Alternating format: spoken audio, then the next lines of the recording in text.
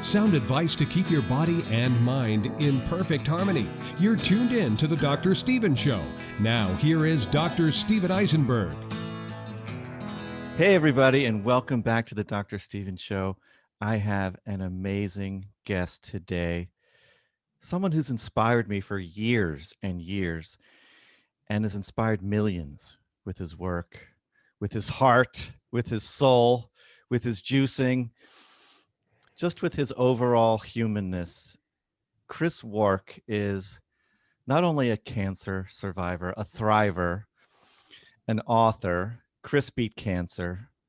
Beat Cancer Daily. Beat Cancer Kitchen is the new one coming up from Hay House. I love this guy. He is everything I wish all of my patients could be, which is empowered, which is loving, which is someone who takes a stand for their health, for their wellness, for humanity, for communication, and most importantly, for love. And I love you, man. So thank you for being here today. Love you back, Stephen. Thanks so much. Man, it's great to be with you. Chris, I want to get into your, I want to break it down for my listeners and for everyone listening. Take me back to you as a kid first. I want to hear the origin story of just, coming up. Where were you born? What were you like as a kid? Did you have any inklings as a youngster that you'd be on this path to changing millions of lives? Were there any little signs as a kid that you were destined to make transformations for people? Short answer, no.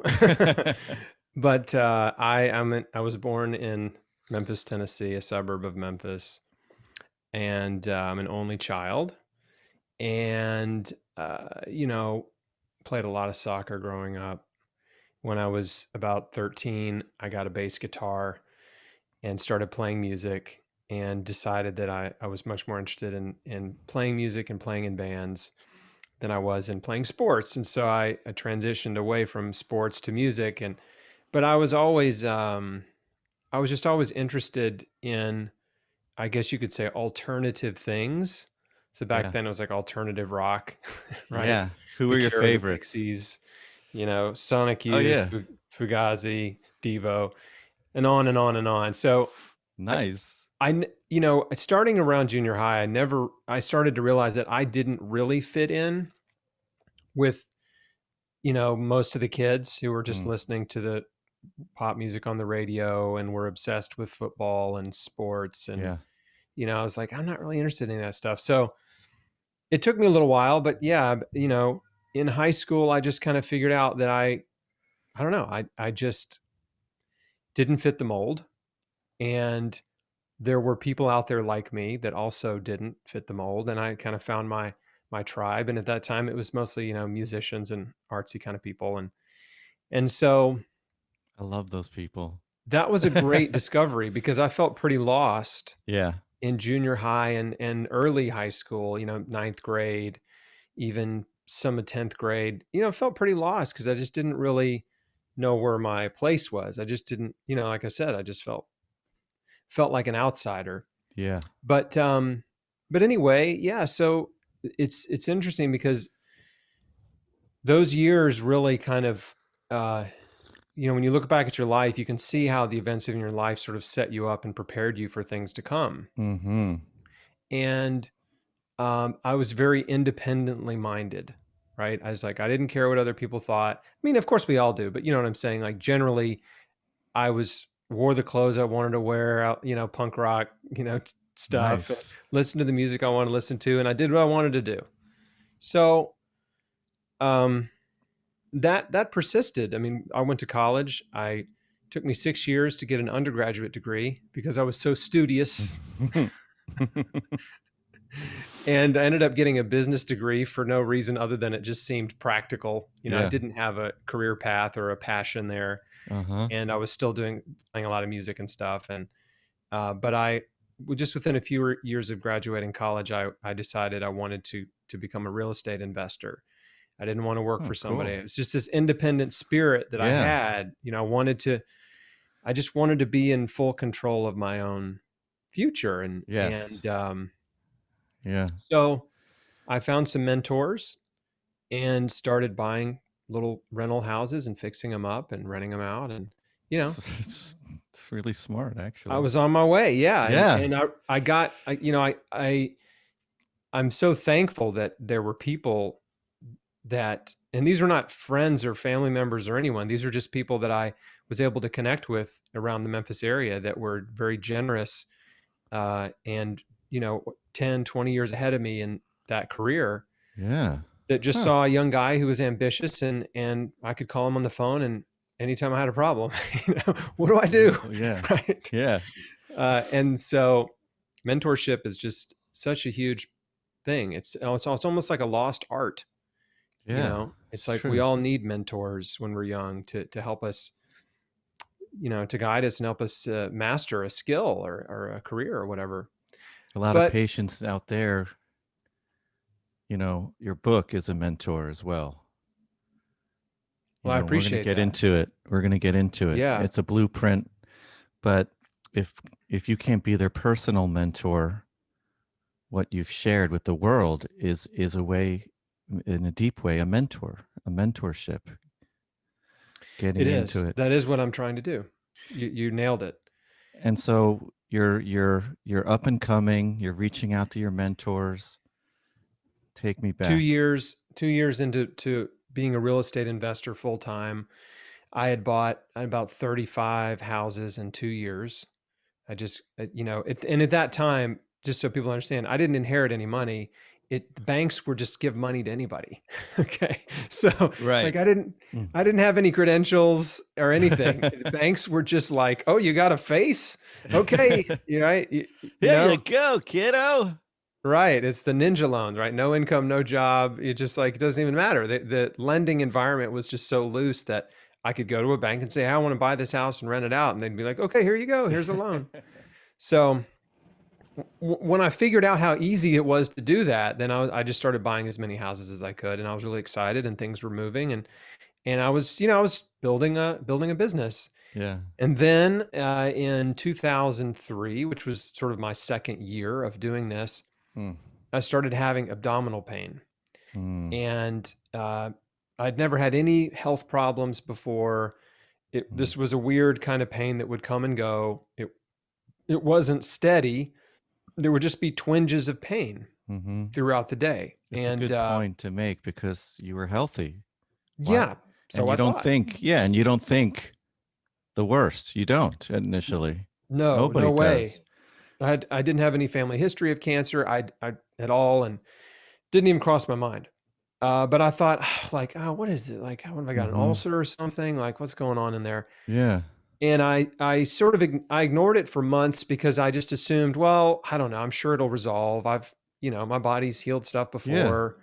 I imagine it'll go away or whatever it is. Most people would.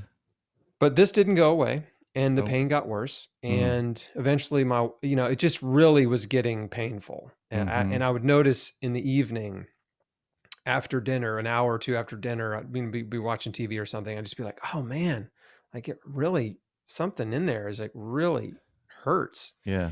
So went to the doctor, got referred around. They couldn't figure out what was wrong. And eventually a gastroenterologist was like, well, let's do a colonoscopy and an endoscope and see if we see anything. And the colonoscopy happened, and I woke up from that, and they said, you've got a golf ball sized tumor in your large intestine. And it might be colon cancer. We took a biopsy, and we'll call you as soon as we get the biopsy result and let you know.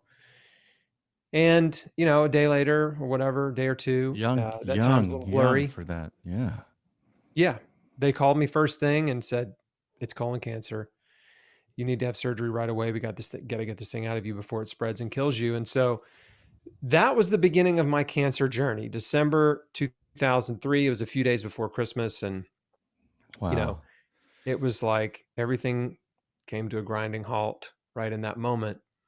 And I can say I was a very typical cancer patient in the sense that I had no clue about cancer. And at that time, I feel like cancer was not as common as it is now, because I didn't even know anybody really. Like I had a pastor at my church had had cancer years before, so I knew that he had gone through it, had lymphoma, and survived, went through treatment and everything.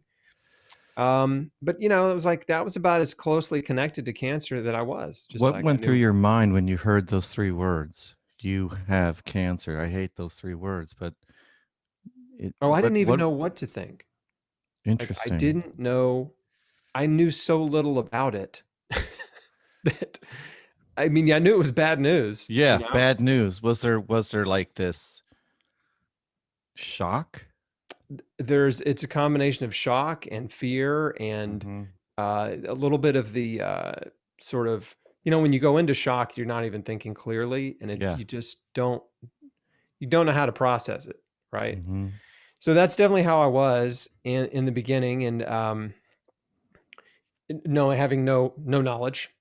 And then so I was referred to a surgeon. They said, we'll have a surgeon call you to schedule your surgery. Meantime, I went and got a second opinion with another gastro doctor. He basically, said the same thing. He said, but I know a surgeon. This is a surgeon I would use. And he referred me to another guy, because the first surgeon never followed up. He was supposed to call and he didn't. Oh, so the second surgeon, we got scheduled with him. They wanted to get me in within just like the day before Christmas. And it was like, I was like, whoa, like, can we postpone this till after Christmas? Like, this is depressing enough. Yeah. I don't want to be in the hospital on Christmas. Okay. Yeah. Nobody so does. They agreed to that. Good. And I did it. We went in for surgery on December 30th. And they took out the tumor. They took out a third of my large intestine. They took out some lymph nodes. And when I woke up, they said,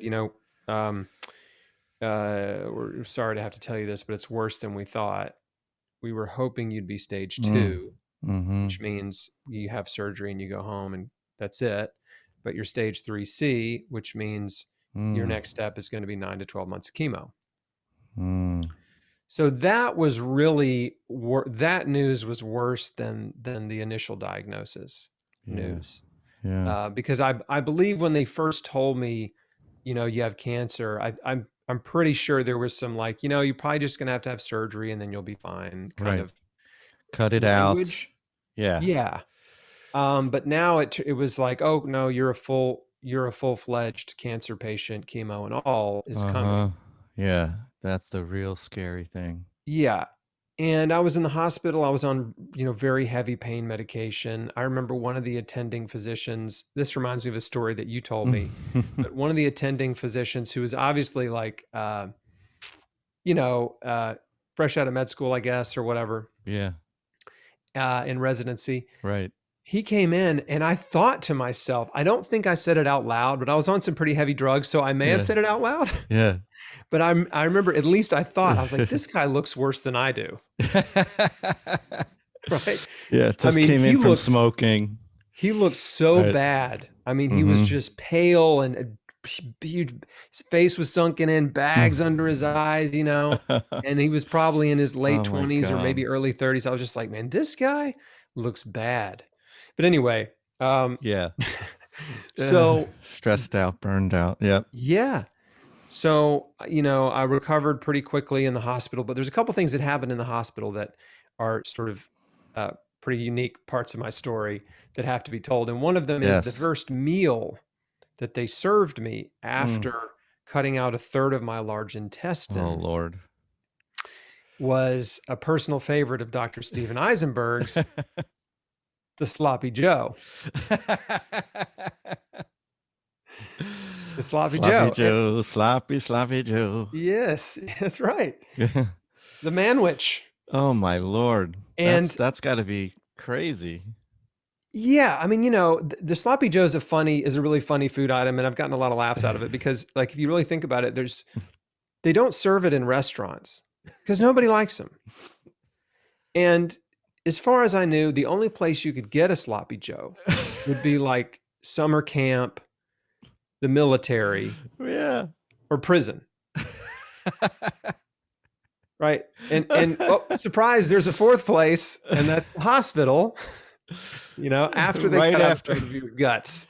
Oh my God.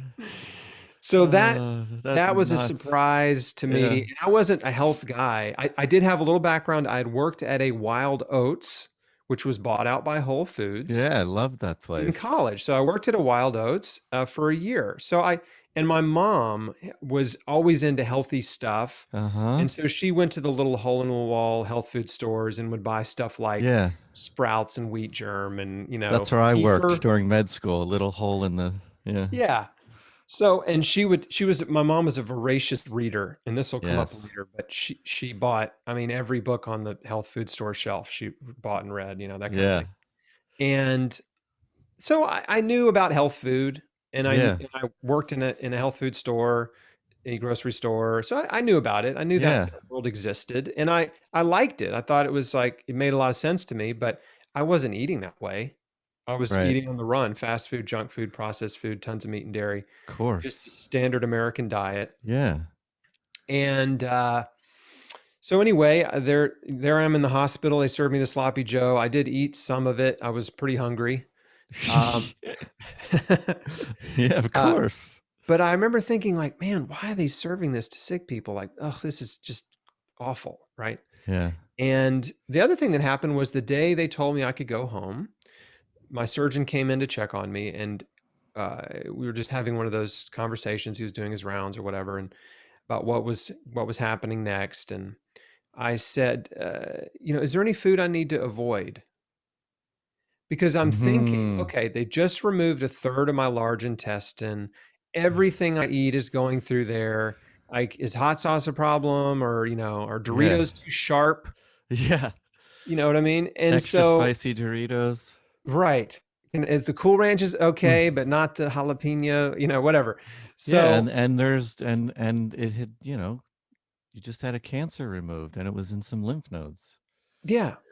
So anyway, I said, is there any food that I should avoid? And he Yeah. said, no, no, just don't lift anything heavier than a beer. That was it. Mm-hmm. It was Mm-hmm. all the nutritional advice I got from the guy who just cut Yeah. out some of my large intestine. So I was like, okay. That might have been the And most nutrition advice he got in med school. right. We don't really get a whole class. But go ahead. Back then anyway. Go ahead. Right. So he and I'm thankful for him because he did a good job on my surgery and I didn't have any complications, and that's great. Yeah. So um so I get home and I'm still on the pain medicine, and I'm trying to get off of it because I just didn't like being on it. And Yeah. as I sobered up, I really started to think about my life and my health and my future and what I wanted to do, how I wanted to live my life going forward. Mm-hmm. And the idea of chemotherapy didn't make sense to me. I knew it was toxic. I knew I'd seen chemo patients in the world, in various places. Yep. And when you see someone that is late stage cancer that's gone through years of chemo or whatever, it leaves an impression. Mm-hmm. And so I saw myself in that state, and Mm-hmm. it was frightening. And so I didn't have a peace about it. I didn't know what to do, but I didn't want to do that. And not to say that no one should do it. I'm not, I don't tell people not to do chemo, but at that time I just in my gut, I was like, I don't think I can handle this. Right. In my core, I felt so weak and vulnerable. I just felt like it was a threat. So It was almost it's almost like a message from a different place in some ways. I feel like it was. I do. Yeah. I think You never you should know. listen to your instincts and your intuition. But everyone was And telling you this was the gold standard, and if we're trained in a very academic, strict fashion, and I would assume that the oncologist, the equivalent of me back then, was trying to convince you and even scare you into doing it, I bet. well, at that point, they had not. At that point, I hadn't even met with an oncologist yet. Although a guy did drop in the hospital room Mm-hmm. briefly while I was on lots of drugs, and I don't even remember what he said. Right. But I was at home just thinking about things, and I just thought, I don't know what to do. So I prayed about it. My wife and I just prayed, and I said, God, if there's another way besides chemotherapy, please show me. I don't know what to do. Mm-hmm. I just, it's just a sincere prayer of desperation, and Yeah. I'm just asking for help. Yeah. And 2 days later, I got a book that was sent to me by a man who knew my dad, and this guy lived in Alaska. Hmm. And he was a client of my dad's, business client, and my dad had told him about my diagnosis, and Yeah. he had the audacity to send me a book written by a man named George Malcolmus, who had discovered he had colon cancer back in the 70s and adopted a raw food diet and Mm. started juicing, and his body healed. And he had become this, lifelong crusader for nutrition. Yeah. So I started reading his book, and I'm like, this is amazing. Like, this is what I was looking for, right? Yeah. I was looking, I was looking for, I just needed one story, one person to tell me that healing was possible. And I had it. And so, I mean, I was in tears about just a chapter or two into the book because Wow. I was so overwhelmed with emotion and gratitude that this had come into my life, and that it gave me so much hope, right? That I Mm-hmm. was not a powerless victim, that my choices may have contributed to my disease, and that I could make different choices that could contribute to my health and healing. It's beautiful. But I had to make big choices, right? And big Yeah. changes. It wasn't just like, oh, have you heard about this you know, this rare herb from the Amazon jungle? It Mm-hmm. wasn't that kind of stuff. Right. Right? This is Yeah. radical life change. Yes.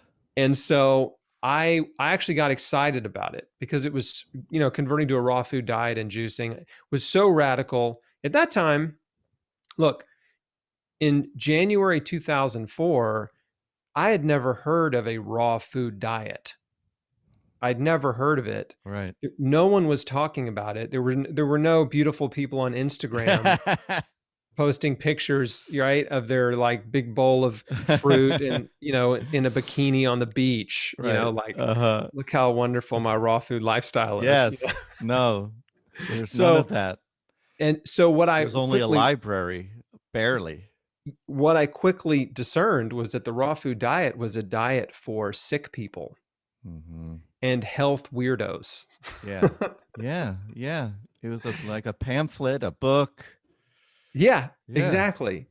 And so, but I got excited. I was like, this is so crazy and radical, but it made sense to me. I'm like, yeah, why don't I overdose on nutrition? Why don't I pump my body full of as much food in its raw natural state from the earth as possible, and let's see what happens. Yep. I can't imagine it would do me harm.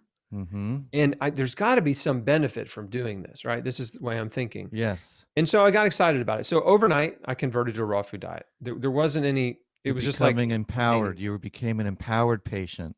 yeah, I was like, I'm doing this. This is what I'm going to do. So I converted overnight. But you didn't see the oncologist yet either. No. Okay. So here we are.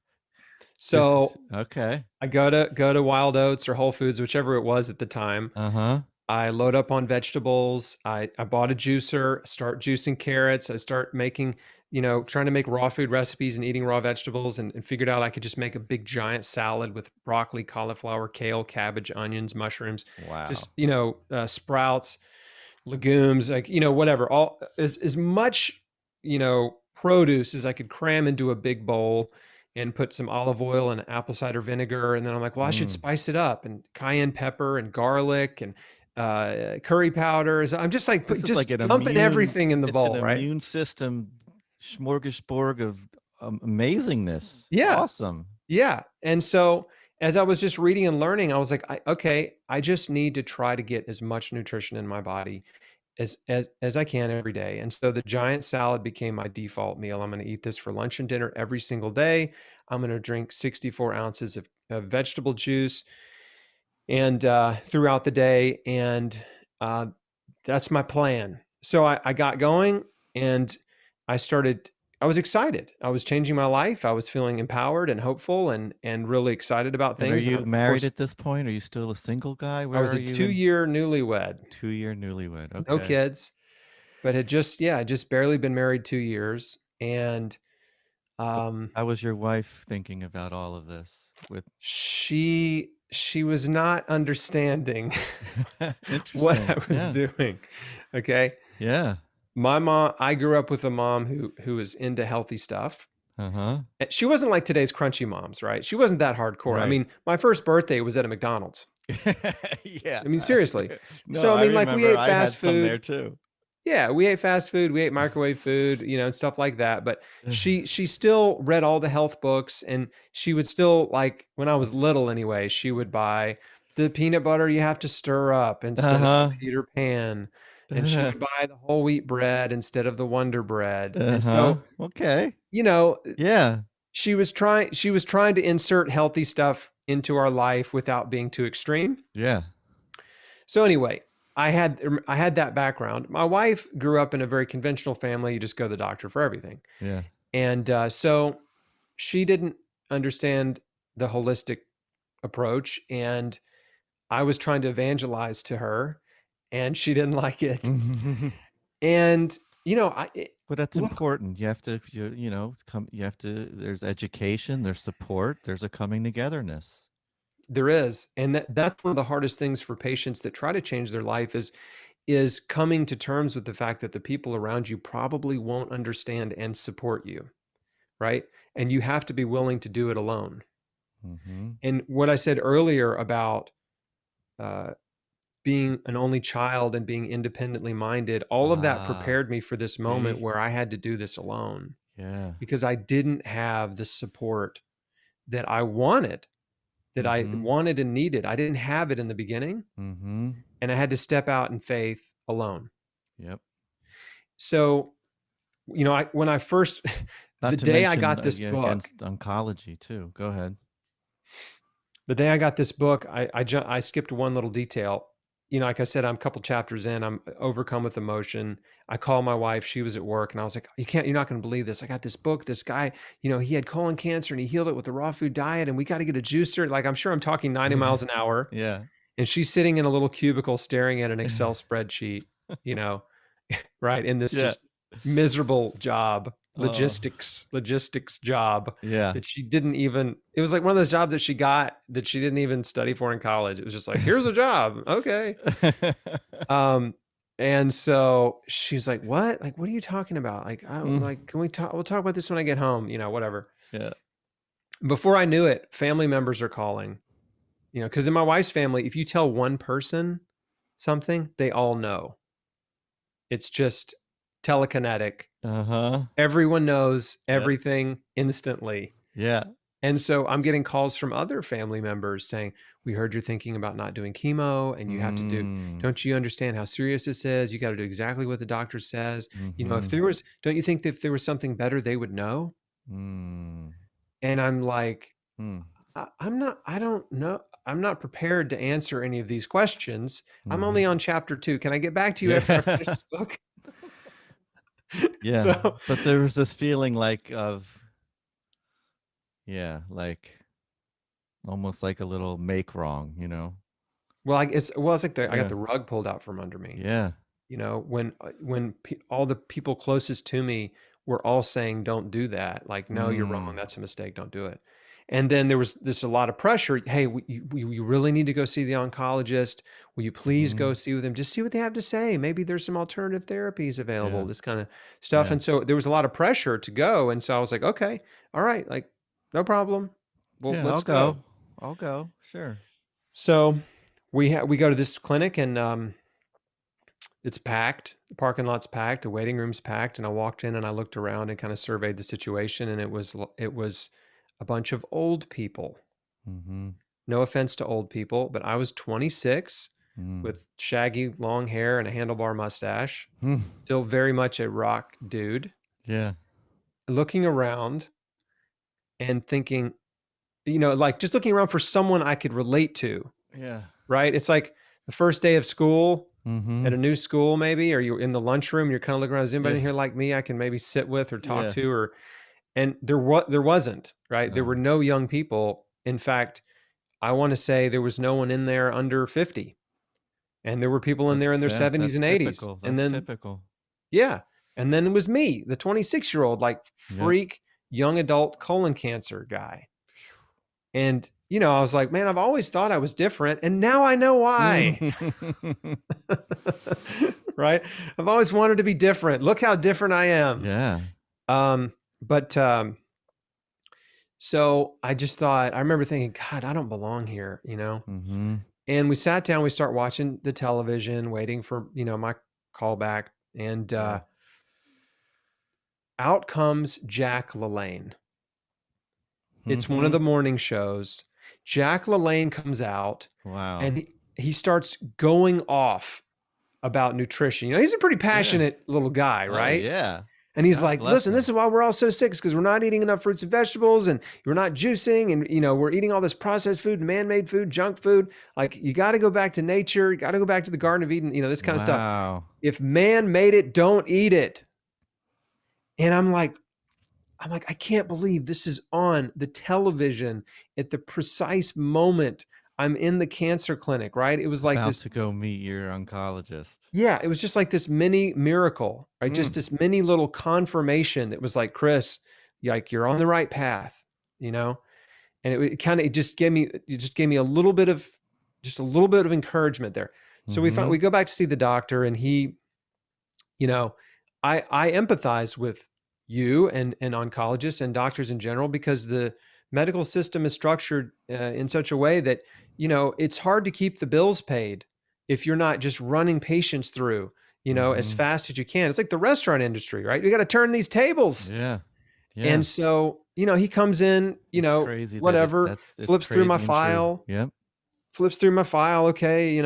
Chris, you got stage 3 colon cancer. It's young adult. It's very aggressive in young adults. You're going to need 5-FU and leucovorin, which is what they prescribed at that time. Mm-hmm. And, you've got about a 60% chance of living 5 years with treatment. Mm. And when he said that, I thought, man, 60% chance of living 5 years with treatment. I'm like, well, 60 is kind of low. That's pretty close to 50. And we know what 50% means. It means Flip of a it's a coin. coin toss. Yeah. So Dang. I'm thinking that, I'm like, oh man, that's not an encouraging statistic. Mm-mm. And then, he said some other stuff, and my wheels are turning, and I said, what about the raw food diet? Because I'd been on it for a week. Mm. And by the way, I was feeling pretty good. Yeah. And he said, no, you can't do that. It'll fight the chemo. And I wish I'd asked him to clarify. I didn't. I was like, okay. And then I said, well, are there any alternative therapies, available? And at that point, his demeanor changed. He became very arrogant and condescending. And he just said, he looked at me, he was like, no, if you don't do chemotherapy, you're insane. And then he proceeded to just talk and Those talk. were the exact words. And he's like, he had every arrow in the quiver he pulled out. And I went into the state of fear and panic, deer in the headlights, where, like Charlie Brown, where the teacher's talking and it's just like, wah, wah, wah, wah, wah, Yeah. wah. You know what I mean? And I'm just like, You shut he's down. just talking to me, and I'm getting more fearful, and I'm wanting to run out of there. Mm-hmm. And most of what he said is a total blur, and I don't know what he said, but the one thing that stood out that my wife also noticed and had to remind me that he said it was, he said, look, and I'm not telling you this because I need your business, which was such a weird thing to say, because I wasn't in there going like, oh, you're just trying to make money off of me. Like, I wasn't, wasn't saying anything. Like, I hadn't brought anything up about money or business or defensiveness. Yeah. Yeah. And it was like a defensive kind of thing, like Freudian slip almost. And I had a background in sales, and I realized that I was like, wait a sec, that he just used the push away on me. This is a sales technique. It's called the push away, where it's like you kind of push them away. Like, I really don't need your business. It doesn't matter one way to me, one way or the other, if you do it. It's that sort of like Yeah. you sort of remove this or create this illusion that you don't really care if they buy from you. So Mm-hmm. they'll be more apt to buy from you. Mm-hmm. And so anyway, the meeting did not go well. And as we got out of there as fast as we could, and but his whole intention was to convince me that if I didn't do it, I was going to die. And Mm. I, like a zombie, I walked straight to the desk and made an appointment to get a port put in to start chemo in a few weeks, Mm. because I was in such a state of fear Yeah. that I couldn't think rationally. I mean, he had Yeah. just used fear to manipulate me into saying yes to treatment. Mm-hmm. And then we walked out to my wife's car and sat in her car and held hands and cried. And I choked out a prayer. And I was so discouraged and devastated and hopeless Mm-hmm. in that moment. And I had walked into the clinic enthusiastic, full of optimism and hope and feeling good. And Mm-hmm. I just walked out of there just crushed. And that's what I see happening. I interact with so many cancer patients constantly, and that's such a common story, unfortunately, is that a patient goes in optimistic and hopeful, and then they just come out in a total state of fear, and um, they're often told that there's nothing they did to contribute to their cancer, because they often ask, like, "Well, how did I get cancer? Why did I Yeah. get cancer? Like, what? Yeah. I don't Why did understand. this Can you help happen to me? me? Yeah, can you help me understand what?" And they want to do, what can I do? Right? What can I do to help Every myself? patient says, "What else can I do?" Even Yeah. if they say, "Okay, I'll do the chemo, but what else can I do?" A lot of Yes. patients say that. And I want the listeners to know that you you are not anti-oncology. Right. It just was it you had a very specific moment with faith and with prayer, and it wasn't for you. But what was lacking was there was no good communication at that moment. Like we could Right. do this, we could, you know, that there is benefit for nutrition, and that there are people who survive stage 3, and there's always hope, and Yeah. never take away a patient's hope. Right. And But that unfortunately is happening a lot. And patients are told there's nothing you did. No, it's not your diet. No, you don't need to change your diet. No, there's nothing what can I do? You're fine. You just go home and enjoy your life and make sure you show up for your treatments. And they're basically just, they become powerless victims, right? You're powerless to affect your life. That's the message they're getting, either directly or indirectly, from their doctor. mm-hmm, And I think that's malpractice, because there's so much published research on cancer survival, and especially in terms of diet and lifestyle yeah, toward cancer survival, with how they contribute toward cancer survival. And so absolutely. We got if to a be patient's doing empowered. chemo, they need to know that there's so much more they can do at home to Yes. help themselves and to increase their odds of survival and healing. So, anyway, I didn't know any of this. I was just operating mostly on instincts and intuition and faith. And, you know, uh, so I go home, and I'm just so thankful. Some patients are rushed into chemo like on day 2. I mean, they literally get the diagnosis, they're scheduled for chemo before they know it's even happening to them. Mm-hmm. So I was thankful. I'm so thankful that I had time. So I had another several weeks before they wanted to put the port in, because I was Yeah, still recovering from surgery. exactly. And so I just went home and fired up the juicer, man. I was like, well, I'm not going to go to the Wendy's drive-through. I'm just going to keep doing what I'm doing. And Good. I don't know what's next, but I'm going to keep doing what I'm doing, just one day at a time. And so Mm-hmm. I kept reading and researching, and I really dove into scripture and spent a lot of time in prayer, and just did a lot of soul searching and a lot of thinking, because in that time of your life, like when you're in that kind of crisis time, it's like you really need to get clear about what your priorities are. Yeah. And I got very clear. I realized that I had a reason to live.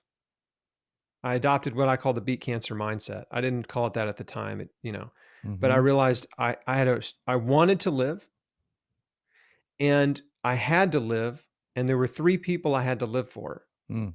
My wife, who I'd been with for 7 years, married for 2, Yep.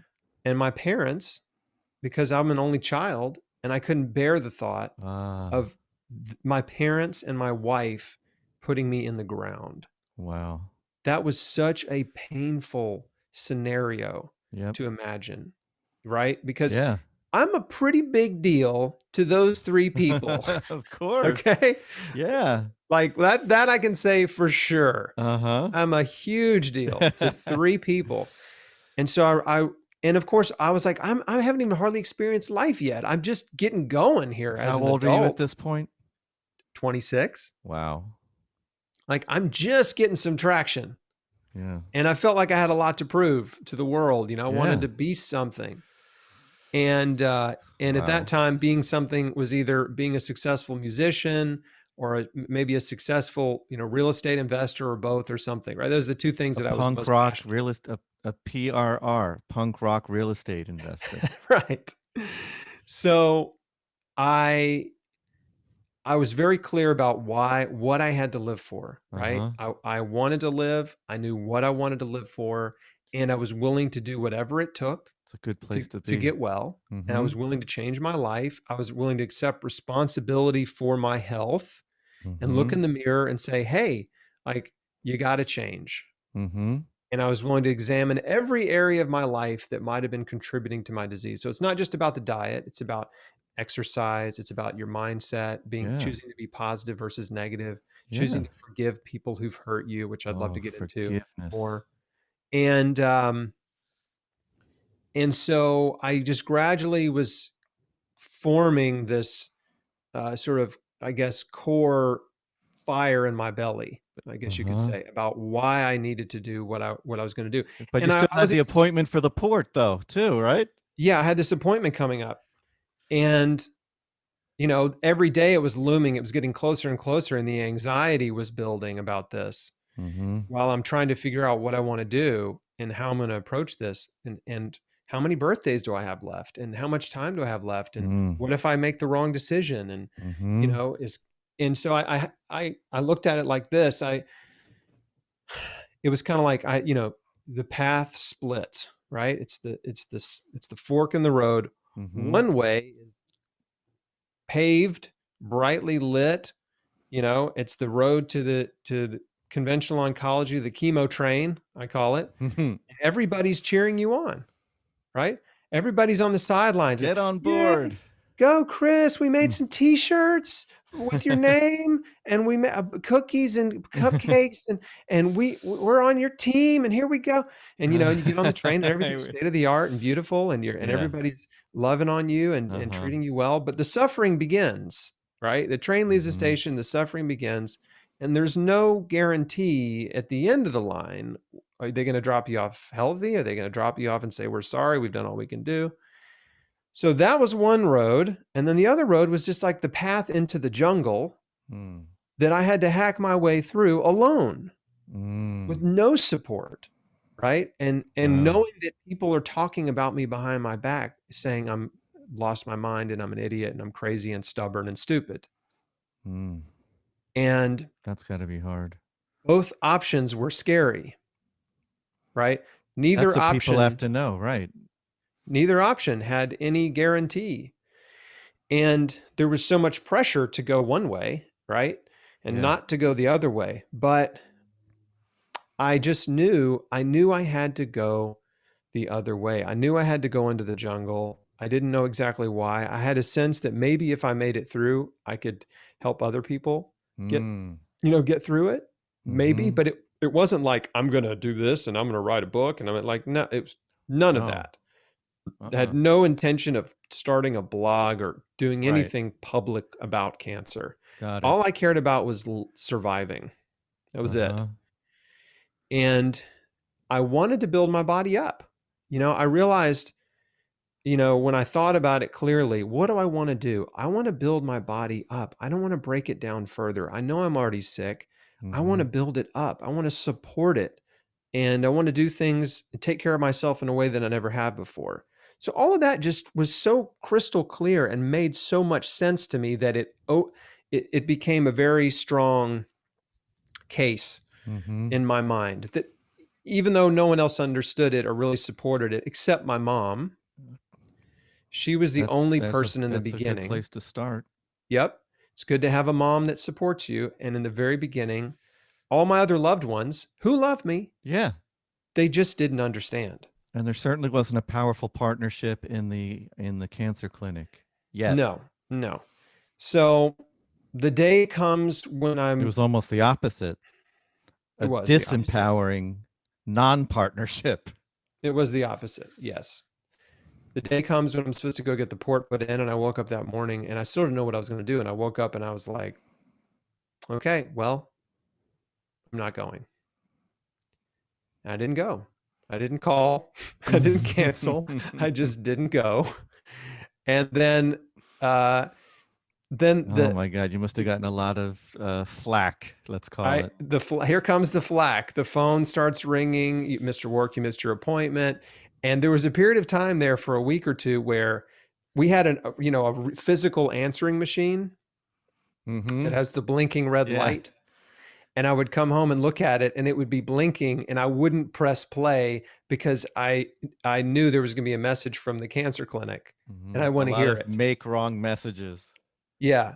I didn't want to hear it. I'd heard it a couple times already. And every time I heard it, it just gave me anxiety. And so, and then they've stopped calling and then they sent a certified letter that I had to sign for. And at that time I'd never had to sign a certified letter. And I'm like, what is this about?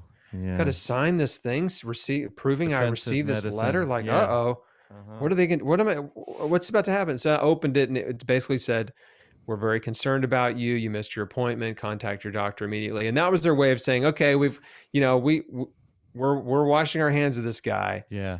And so, and then they left me alone. And, but during that time, just a day or two after I had the bad appointment with the oncologist, I went and saw a naturopath that my mom had gone to. And his office was a completely different experience, right? It was calm and peaceful and he was kind and he prayed with me. Beautiful. But he was the first partnership. Yeah. And he was the first person to tell me, when I told him what I was doing, he said, you're doing the right thing. And that was like, that was like a shot of heroin, Yeah. Like no one had told me you're doing the right thing until this man told me that. And I was so overwhelmed with just gratitude, just to have anyone support me, right? Like my mom supported me and that's cool, but you kind of discount your mom, right? Yeah. It's like, unless she doesn't support you, then it really sucks. But it's like, well, it's my mom, I'm an only child. Everything I do, she's going to support. Right. Exactly. Unless it's heroin, literal heroin. But anyway, so I found a partner in him. And then through him, I found an integrative oncologist. Yep. And he said, hey, I think you should go also meet with this guy, the late Dr. Roy Page. And, and so I did. And he also supported me. And, but you had a meaningful, beautiful, powerfully partnership-like conversation. Yeah. There was true communication. He listened. And he accepted that I had made a decision that was not foolish, right? Or rash or ignorant. He accepted that I had made a well-reasoned decision about my life and my health. And he supported me and he did not try to intimidate me into treatments. He just accepted the fact he explained like a good doctor. Did you talk about the chemo and statistics and stuff? He didn't really get into statistics, but he did, I met with him and I said, this is this is what I'm doing right now. This is what I want to do. I don't really want to do chemo. And he said, well, chemo is the recommended uh, treatment, standard treatment for your disease. And so he kind of gave me the standard, like, I need to Yeah. make sure you understand this. And And I he was said, kind. I He was understand. kind. Yeah, he was kind. And He was then from kind. there, we just went forward. And he gave me IV vitamin C treatments, Mm-hmm. and was just he monitored my blood work every month. He ordered my CT scans when I needed them, and we just had a wonderful relationship. And he was a man who was in his 70s, had come out of retirement to treat cancer patients because he didn't like being retired, and had a shift in his perspective and decided to pursue natural and non-toxic integrative treatments. He was still giving patients chemo. He still had Yeah. chemo type patients, but he was trying to incorporate and do more Yeah. because he had, What else can I do? what else can I do that is not harmful? Yep. And he had become very in tune with the fact that the immune system really is the key to survival. And he was constantly trying to learn. He's traveling to Japan and China to study Eastern medicine, and in order to help his patients and help strengthen their immune systems to help them survive. So I was like, this guy's great. I love this guy. And he was had a little private practice in a hospital building in like a really bad part of town, you know? And I was just like, I just love this guy. So, Yeah. so anyway, I slowly, I got this little support system together, right? I had my mom, a naturopath, and an oncologist. And the funny thing about my mom is, once I Trifecta. explained to her what I was doing, she was like, oh, yeah, okay. She understood. She knew about the raw food diet. She'd read books about it. And she was like, oh, you might like this book and you might like that book. And she, turns out, had this massive library of alternative therapy and natural health and healing books Mm. dating back to the early 70s. Yeah. And like, every time I would be like, hey, have you ever heard of so-and-so? She's like, oh yeah, I have their books. She had all the Paul Bragg books. She had Pavo Areola. She had the original book about rebounding. She had Fred Klenner and Ewing Cameron's vitamin C book. I mean, look, some of these books right here behind me. Right. Yeah, like this one, like this one, like, right. The Key to Good Health, Vitamin C by, Dr. Fred Klenner, MD. The Miracles of Rebound Exercise. Is that the original one from your mom? Yeah. Nice. Yeah. These are my mom, and there's, a bunch of these books Yes. were my mom's books. So beautiful. So anyway, she had this library of natural health and healing books. And so that was another just sort of miraculous thing, that she'd never been sick, never had cancer, was a voracious reader, and loved to learn about health and nutrition and healing for no reason. Usually people that read those books, they read them because they're sick. Exactly. But she was really just genuinely curious and had, basically stored all these books up for me. Wow. Isn't that crazy? That's a crazy cool thing to just have that ready to go. In some way, she just was prepared for it.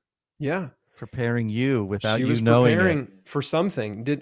Obviously it was sort of subconsciously doing it. She didn't know I was going to get cancer. So then that was really cool, because I had a lot. She just had resource after resource for me to comb through and learn from. And that gave me, because at that time, the internet was not helpful. Like, most of us don't remember the internet in 2004. Oh. There was no social media. No. So, no support groups online. Yeah, maybe MySpace, right? Oh my God. Yeah. But I was not in any cancer forums. Right. There was no Facebook. There was no YouTube. Right? You couldn't get on YouTube and watch videos from cancer survivors and integrative doctors and that wasn't a thing. So I don't even know what people did on the internet in 2004, but I didn't use it for, help with cancer stuff. I just went from book to book to book, and from video, had some video cassettes. That's all we had. Like Dr. Lorraine Day, and cassette tapes from Dr. Richard Schultz. And, so that was where I got my information. And in some ways it was easier, because at that time, there was such limited information. Almost all of it was confirmatory. So every book I read, they were saying the same thing: raw foods and Mm-hmm. juicing, detoxification, stress reduction, forgiveness. Like, they were all saying the same things. Yes. And so those themes became very apparent. Self-forgiveness as well, not to blame yourself Right. and Forgiveness forgive really others. works in three ways, right? You have to forgive yourself. You have to forgive people who've hurt you, and you need to seek forgiveness from those that you've hurt. Mm. So it's a three-way process of working through stuff in your life, and so I guess a great time to talk about that. But to sum up the other part of my story is I got a plan together. I found the right people to support me, and I just created a daily routine to follow, right? Every single day, where I'm like, I'm gonna do the best I can every day to hit all the big, to check off all the big boxes, right? Yes. Hardcore anti-cancer nutrition, exercise, and keeping my stress low, and just Mm. focusing on joy and gratitude. And the thing that cancer does is, for, I'd say, a lot of patients, but sometimes it has the opposite effect. But for a lot of patients, it's this big reset where you immediately recognize that most of the things you cared about in life don't matter. And there's only a few things that really do matter, Yeah. right? Yeah. Your family, your friends, getting well, Mm-hmm. and, joy. And Yes. and that's it, It's right? very much akin to what they're calling in the research now post-traumatic growth. Oh, yeah. Post-traumatic growth. You're or even post-traumatic wisdom is what Yes. they're calling it. Yeah, And learning you from were trauma. doing that. You were There's a great doing amount of that. wisdom. There's a great amount of wisdom that is derived from failure, right, and tragedy, and obstacles and setbacks in life. Like, if you don't learn from your mistakes and challenges, well, Mm. you're bound to repeat them, right? Oh my God, yes. And And so, I want to stress that with the integrative oncology piece, you were not dismissed. You were not, it's my way or the highway, or I can't be your doctor. You were embraced, and your decision was respected, and you were loved as a human being. You were loved as Chris Wark, the human being who was making an informed decision. And you were yeah, supported and loved for who you were at that time. And you weren't made to feel wrong. You weren't made to feel bad. You weren't made to yeah, feel, oh, well, you're an idiot. You were embraced and you were supported and you were loved. And that's the key piece. For anyone out there, you have to find that in your doctor as well, because it can be and it should be, in my estimation, a powerful partnership. Whether you do yes, chemo, whether you don't do chemo, if you have information, you can make the choice that works for you the best. yep. And being informed is so key. And most patients are not informed; they're just rushed in out of fear and in a state of ignorance. And a lot of times they make a decision that they regret because they were not fully informed. And, you said it earlier. I've been accused of being anti chemo. I'm not anti chemo, right? I chose not to do it. But we have a ton of people, thousands of people in our community that are doing chemo, and we love on them and encourage them and support them. And we're so glad to be a part of their story and their journey. And I'm so glad.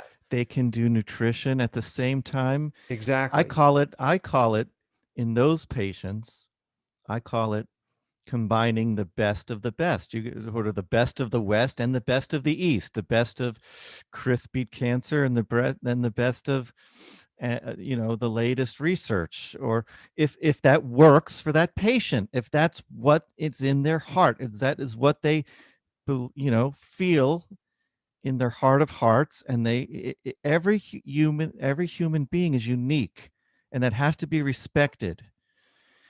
And we can we can come together We're more powerful together than having this butting heads all the time that, oh, that's, nutrition is not the answer. No, it's a vital part of the equation. We must use our mind, our body, and our soul as our biggest allies.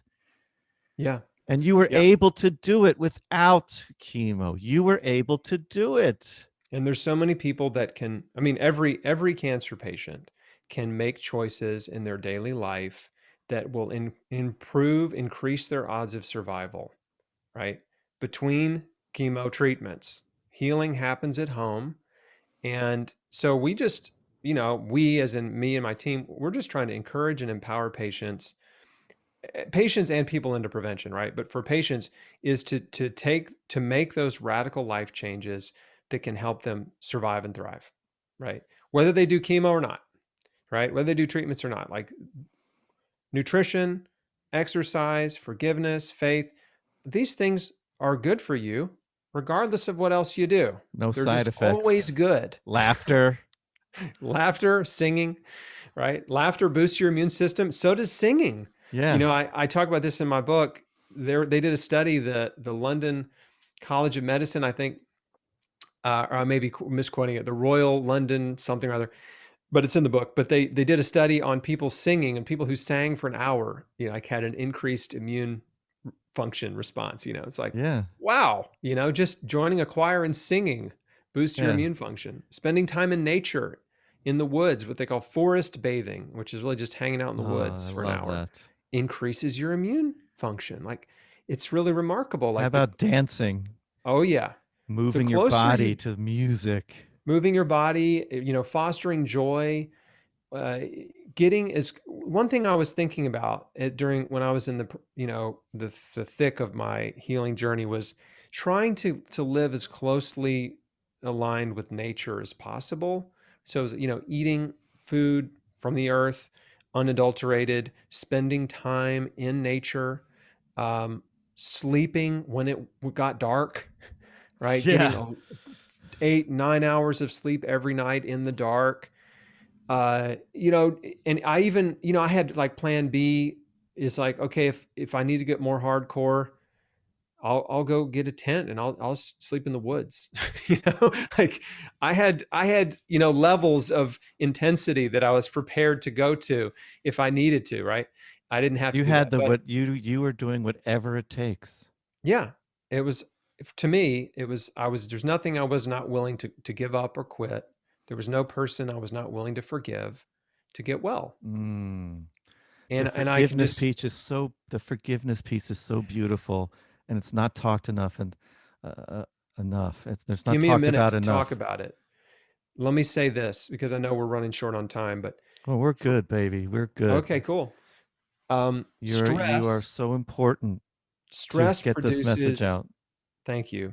So it produces negative emotions, right? All negative emotions produce stress. They run hand in hand. So Makes some negative everything emotion. worse. Makes everything worse. Yeah.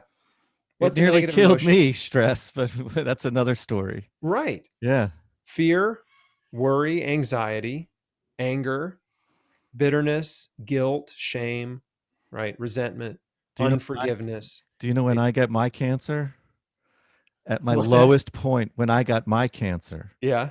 was at my lowest point, my most stressed out, my most burned out point of my career. My immune system was so low that I developed an aggressive skin cancer right over my heart Oh man. and needed a major surgery right here, right over my heart. The scar is still there, and it reminds me to this day to forgive yourself. Yeah. And And so to, all yeah, of go those, ahead. well, yeah. So all of those negative emotions put your body in a state of stress. And when you're in a state of stress, you respond physiologically by pumping adrenaline and cortisol, right? Your body Mhm. produces more of those hormones when you're under stress. Yeah. And we tend to only think about those hormones as like, oh, adrenaline, that like, if you're in a car wreck or someone is attacking you, then your body produces adrenaline. But the reality is it produces adrenaline all the time when you're stressed. Not as much as it would if you were in a fist fight, but it's still producing it. And Still those there. two hormones are destructive when they are running through your veins, your arteries and veins in your whole body at elevated levels, what they do is they suppress your immune function. Yep. They suppress immunity. They interfere with your brain function. They interfere with your digestion. They promote inflammation. I had it all, baby. That's had what it they all. do. And so Yep. that's what stress does. It puts you in a state of inflammation and suppressed immune system. And right? those aren't good for cancer. That is the ideal breeding ground for cancer cells. The milieu, the environment. The environment. We have to make our bodies inhospitable. Right. So you can eat all the healthy food and take the supplements and do all the therapies you want, but if you don't address the stress in your life, you probably won't get well. And that's the emotional stress as well. And that's where the forgiveness comes in. Yes. And so the number one, I'd say that like what I call the biggest lever that you can pull to reduce your stress is to become an aggressive forgiver, right? I love it. To aggressively forgive yourself for your mistakes in the past, right? You just own up to them. You know what? I screwed up. I made some terrible mistakes and I forgive myself, right? I'm just choosing to forgive myself for my mistakes. And it's really powerful when you go public with your mistakes. When you keep your mistakes as a secret, like a secret shame, it festers. But if you go public, let's just say on Facebook, and you write a Facebook post about, you know what, when I was 20 years old, I did this and that, and it was a terrible mistake and whatever. And you put it out there, and what happens is you're turning your mistake into something that you can use now in a positive way to help other people not make that mistake. And that extinguishes the power that mistake has over you. Right? They might have the freedom from reading or experiencing your share. They might see their own life in your share, in your words. Yeah. And feel this empowerment to do the same for themselves. For sure. So that's number one. Forgive yourself, own up to your mistakes, admit them, and see how you can go public with them and help others. Number two is make a decision to forgive every person who's ever hurt you. And you can't do that in one moment. You have to sit down quietly and in multiple occasions, right? But sit down quietly, close your eyes, and just think through your life and go back as far as you can remember and start with, the kids that were mean to you on the playground, right? In school. And you just one by one. Were you ever bullied? Were you ever bullied? Not bad. I mean, like any kid, sure. There were kids I was insulted at different points in my life, right? I was never really picked on, maybe a couple times, but not consistently to where like some kids had been. But I had to forgive the bullies who bullied me. Yeah. So there were certainly kids that said things to me that really did hurt my feelings, Yeah. And I had friends that betrayed my trust. I had friends that stole from me, right? In high school, so one by one, you just go through and identify all those names and faces of people that hurt you. And they might be in heaven, right? They might not be alive. They might not be here. Yeah. And it doesn't matter if they're here or not here. Yeah. What matters is that you just make the decision. And this is the way I pray to forgive. I just say, God, you know what? You know what they did. You know how I feel about it. I'm still hurts. I still makes me mad, but I'm choosing to forgive them and I'm letting it go and I'm giving it to you. Like they're all yours. You can deal with them. I'm not holding out for vengeance or justice, right? I'm not holding on to this anymore. Like I'm just letting it go. They're yours to deal with. And I'm asking you to bless them. Right? Instead of asking for, the lightning bolt, right? Or I hope they like fall off a bridge and, get bit by a shark or something. Like I'm actually asking you to bless them. And as counterintuitive as that is, and as hard as it sounds, it is the most powerful thing you can do. Because when you say, I forgive them and I'm asking you to bless them, man, I'm telling you what, you're just opening up your heart for God to come in and heal it. Beautiful. Like heal the pain of that injury. And it frees you from the prison of pain that you're in, right? Because bitterness and resentment are toxic, poisonous emotions, and they lock you up in a prison. What does Louise Hay say about those emotions? You can heal your life those will come out. Those will come out as different symptoms. Yes. When they lay in there, they fester, they come out with headaches and GI problems. And Yeah. And you have the key to reach around and unlock the cell, right? That key is forgiveness. yep. And it doesn't matter if they're sorry. They may never be sorry. Doesn't matter. You don't have to go tell them you forgave them. In fact, you don't need to. You just need to make the decision between you and God, Mm, and you forgive them and let them go. And then you stick with that decision, right? It's like a healthy diet. If you decide to eat healthy and you eat healthy for a week and then you go off the diet, it didn't help you. If you decide to forgive and then 2 months later you decide, oh, I'm gonna be mad at them. You can't do that, right? You have to I forgive them and I'm sticking with it for life. And if they treat me badly later, I'm gonna forgive them for that. Right. And so I learned how to be quick to forgive. And so I just did an inventory, went through my whole life, forgave every single person who mm. ever hurt me. And it took some time. And like I said, I didn't do it all in one sitting, but anytime I would have a memory that would pop in there that was a memory of someone hurting me in some way, I would just stop and deal with it right then, just forgive them. So that's incredibly what was the freeing. hardest? What was the hardest forgiveness that you had to do around that time? If you're willing to share, what was the hardest one? I know it's hard. It may not be willing to share, but which one stands out? Like this was a really tough one, but I was able to do it. So I have the benefit of not having any major traumatic, Good. event in my life God like bless. abuse. Yeah. Right. Yeah. And so I can say there wasn't one person that I really had a hard time forgiving. Good. There wasn't. But there was a long list of people that I hadn't forgiven, right? That I had just, right? Yeah. They hurt your Yeah. feelings or whatever, and you just move on, whatever. And you just, Yeah. Screw them. Yeah. you just try to forget about it. But you're still harboring resentment. Mm. And so even those little things that They add seem so up. minor, Yeah. huh? They add up. Yeah, all the minor stuff adds up. It's like the death of 1,000 cuts, right? All those little cuts, all those little injuries to your heart. Eventually, you end up with a beat up, battered, bruised, scarred up, hard heart, sick heart, right? Scar tissue. Yeah. And so, if you have a sick heart, you're going to have a sick body. It's inevitable. Forgiveness heals your heart. But I had issues with my dad.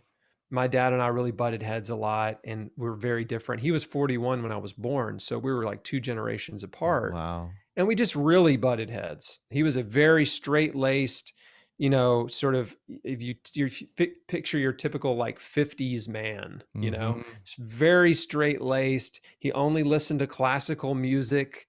Wow. He was in the banking industry. I mean, he just, very, very, very like very religious, but not but religious in the way that is not good, Right. And so yeah, we butted heads a lot there, and so I had had to forgive my dad for sure, and and again, I had friends and people that came in and out of my life that, like I said earlier, that had hurt me and betrayed my trust, and abandoned me, and just things like that. And so I just worked through them all. I forgave all of them, right? Every single one. And, fast forward in 2010, 6.5 years after my diagnosis, I decided to start the blog called Chris Beat Cancer because, well, I just passed my 5-year mark. I was completely cancer free, and I felt I didn't want to do anything with cancer. I just wanted to go back to my, I just wanted to get away from it. Yeah. You know what I mean? Yeah. I didn't want to be a cancer guy. I wanted to survive it, and let's just move on. What was in your heart? What was in your heart when you started it? What was your motivation, your passion at that time? Well, it started probably around the 5-year scan, because then I was like, okay, I really am out of the woods here, so to speak. And that's what my doctor said too. Like, man, you're out of the woods. Like, you're good. And then I guess people started asking me, right? Just like, hey, didn't you have cancer? Like, I heard you didn't do chemo. Like, what, and so that started coming up regularly. And so I found myself telling my story. And then I thought, I don't know, maybe I should put it online, and that way I don't have to tell my story over and over. That's yeah. See how that worked out. Yeah. That was So, great. Yeah. so, so I had a buddy who knew how to set up a WordPress blog, and he helped me just set it up. And he was in real estate, but anyway, I remember it from those days. I remember yeah, it it's back from those 2010. So I days. just kind of started writing, it's like, okay, well, let me just write an article about my giant salad that I eat. And let me write an article about this fruit smoothie that I make, and write one like why I decided not to do chemo. And so anyway, then I started making some videos and talking about it. And then people started coming out of the woodwork, and other survivors were like, oh man, that's so great. I did the same thing. I did Gerson therapy or whatever, or I Yeah. did raw food diet too, and I Yeah. survived. And that was 20 years ago. And so Uh-huh. I started meeting these amazing people. They were just coming out of the woodwork, and I was like, can I share your story? And I realized this is so much bigger than Community. me. Like, my Community. story is what it is, but there's so many other incredible, inspiring stories that are better than mine, right? When someone heals stage 4 with no treatment, or after treatment fails, that's incredible. Like, I want to share that story. And so anyway, Or maybe even though, even their treatment did better than expected in some ways. for sure, these remarkable survival and healing stories, I was so inspired by and excited to share, because I just realized, one story is just a story, and that's all I needed, right? It was just one story.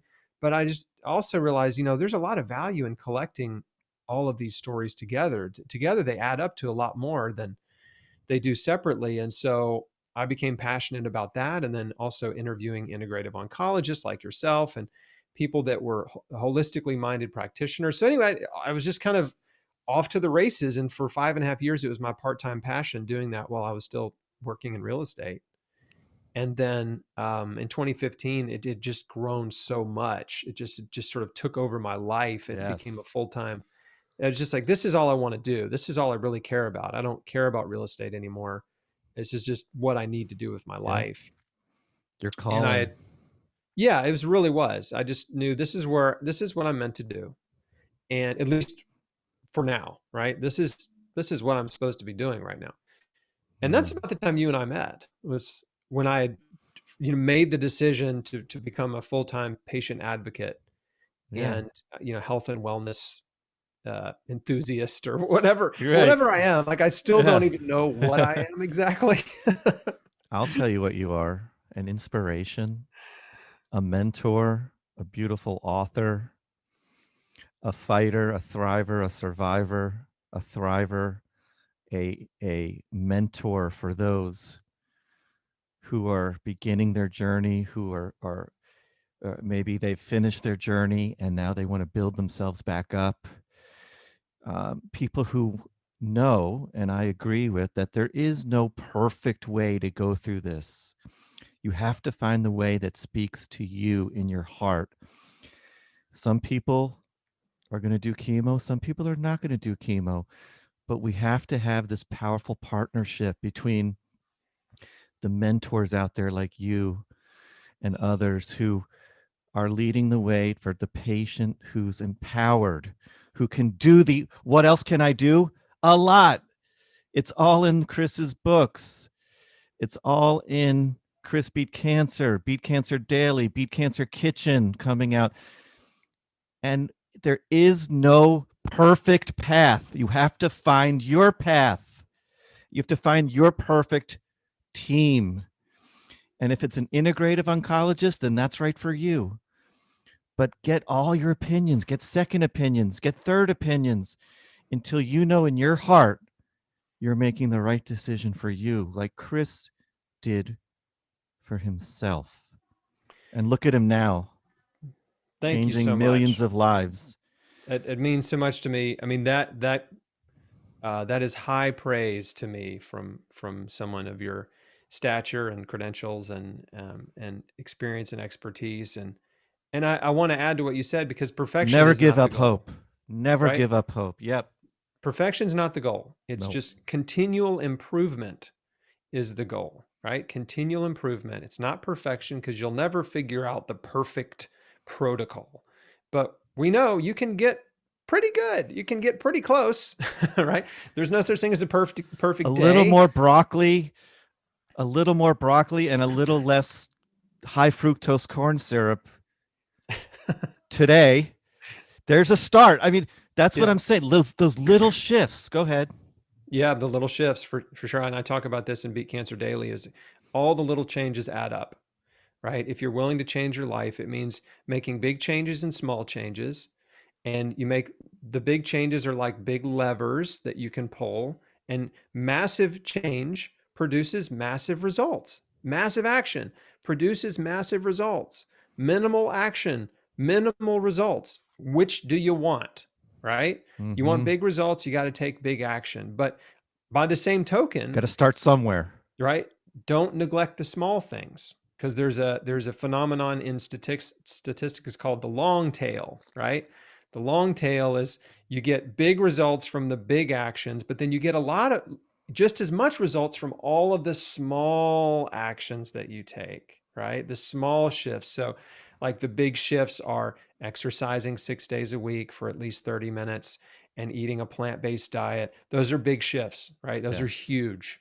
The Yes. small shifts are, maybe replacing your body care products with clean and non-toxic brands. Mm. Mm-hmm. Not filtering your drinking water to get fluoride and chlorine out of it.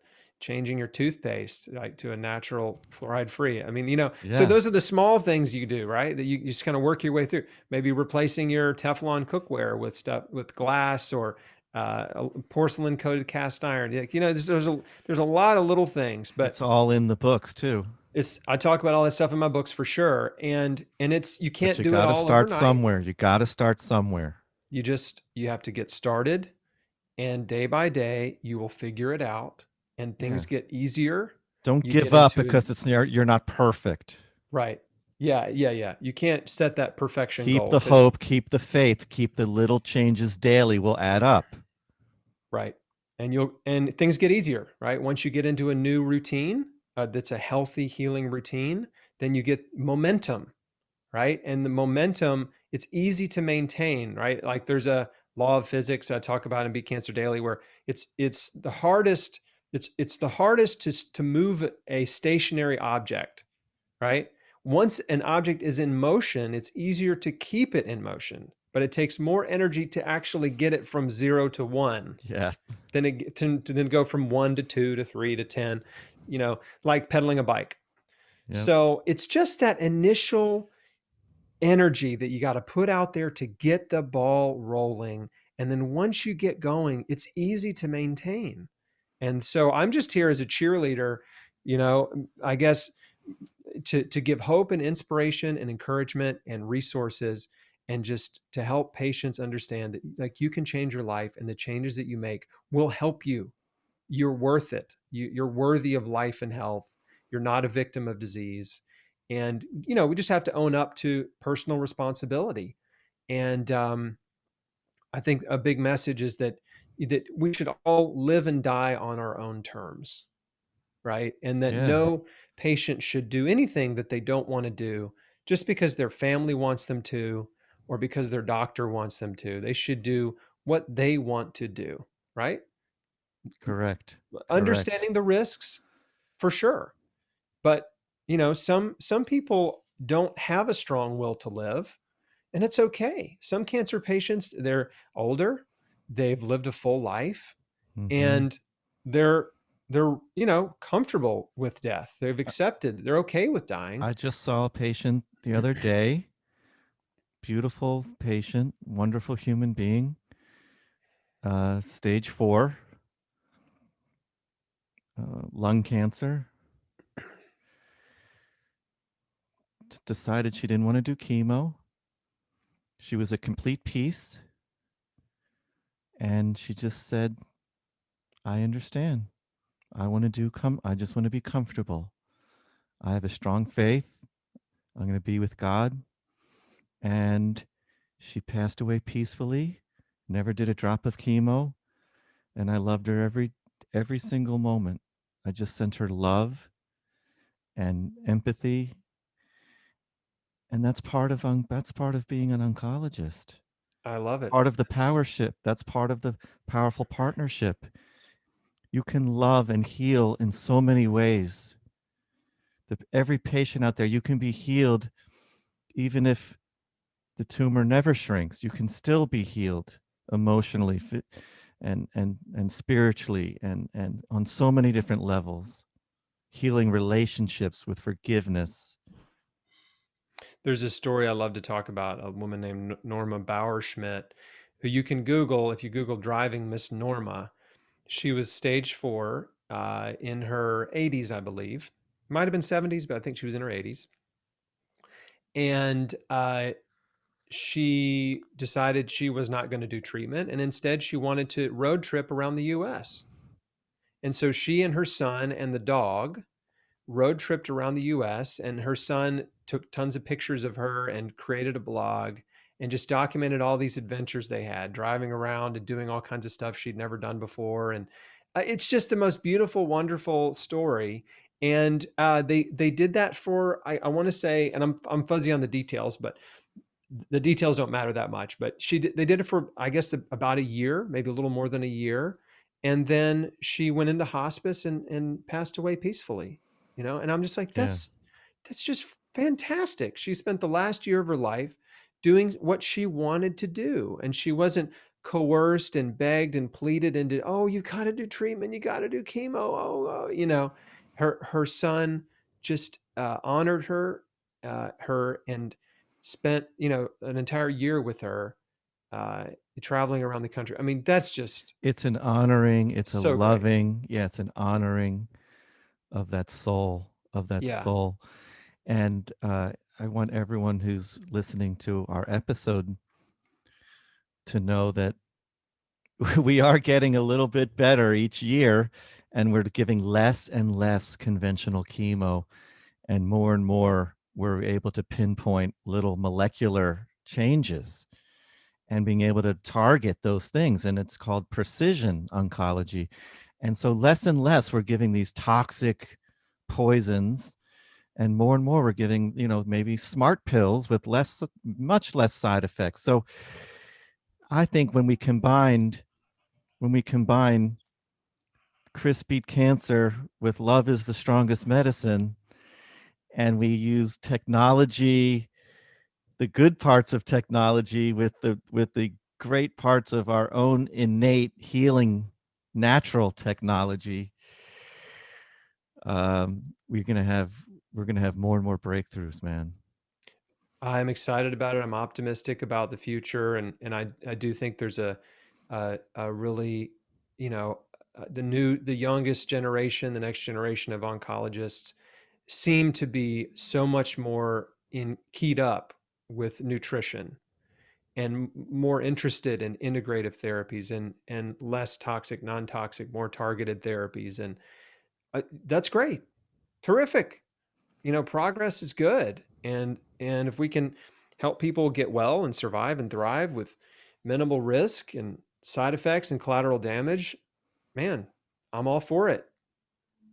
I'm thankful for you. Thank you, Dr. Stephen. Man, you're just a beacon in the world of oncology, because there's a lot of doctors out there that are just too busy and too overwhelmed and too overloaded to really care, and they're just trying to get through the day, and they're not giving the best care they could. Yeah. And you have such a big heart, There and is a it's better obvious. way. There is a better way. Yeah, it's just There's obvious a to me how much you care about Yeah. your patients and the time you spend with them, and how you help them prioritize, and that you honor the decisions that they want to make, and you treat them the way they want to be treated. And that's, man, gosh, that is just so huge. That's it, So man. huge. What year are we celebrating you cancer-free this year? So January December 2003 was my diagnosis. So we're coming up on 17 years. Is that right? Well, no, 18 years in December. So Awesome. 17 years. Yeah. 17 and a half years. So the 20-year mark, right, is not too far off. That's so And I great, did man. just have a colonoscopy this year, and it was basically clear. There was a 5 centimeter polyp they removed. So, or was it 3 centimeter? It was pretty small, Get but your they removed it. colonoscopies out there, right? Hmm? Get your colonoscopies Yeah, out there, right? the colonoscopy it's a way to prevent colon cancer. Polyps can turn into tumors. Some of them don't, but some of them do. And so if you got one, get it snipped off. It's they're now they lowered the age to 45. Used to be 50 because young adult colon cancer is on the rise. It's rapidly increasing, and I think it's mostly driven by our horrible diet Yep. in the U.S. Mostly just too much meat, dairy, and processed food, junk food, and alcohol. But yeah, Yep. it is one of the most preventable with diet and with screening. And heck, man, I think they should probably start screening at about age 30. I've But seen I've seen too many youngsters this year. Too many. yeah.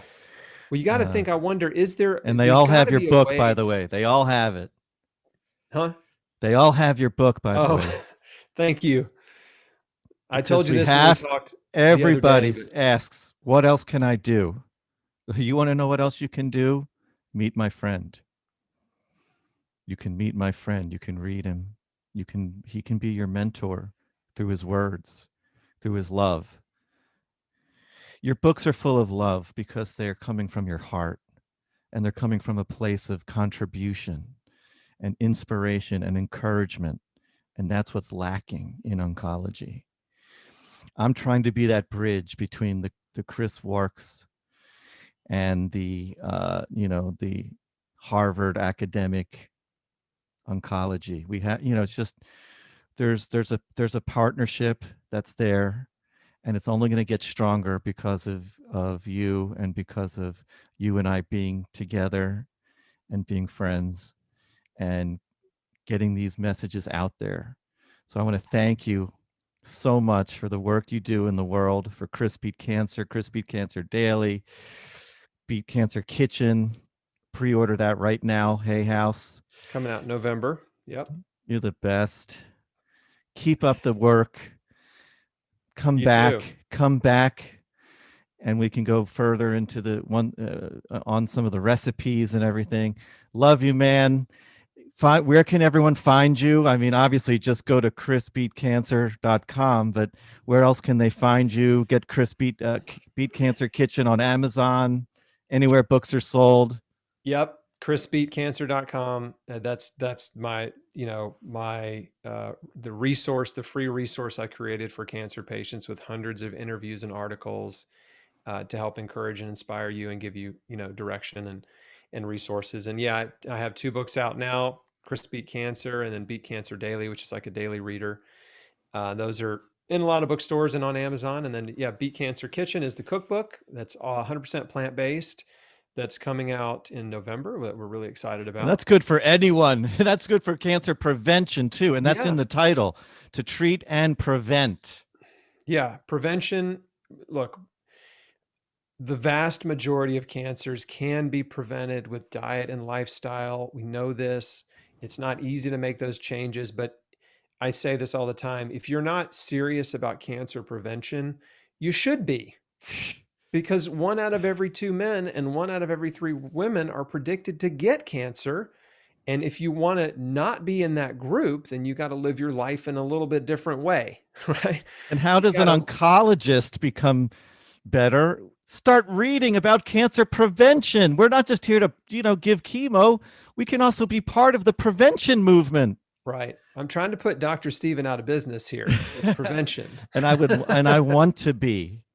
I would love nothing more, baby, than to just, go run around out of patients. Run out of patients and go around and talk about what used to be and how we can prevent it from ever happening again. But I love you, and thanks so much for coming on today. And come back, and everyone go to chrisbeatcancer.com and empower yourself and become a powerful partner with your treatment team. Signing off on the Dr. Steven Show. Take care, everybody. There's a doctor named Steven Eisenberg down San Diego way. He's got a didgeridoo, and man, you just gotta hear him play. When his people come in for chemo, he knows they'll be upset. He picks up that didgeridoo and plays music they can't forget. Dr. Steven Eisenberg, Dr. Steven, woo, Dr. Steven Eisenberg, Dr. Steven Eisenberg.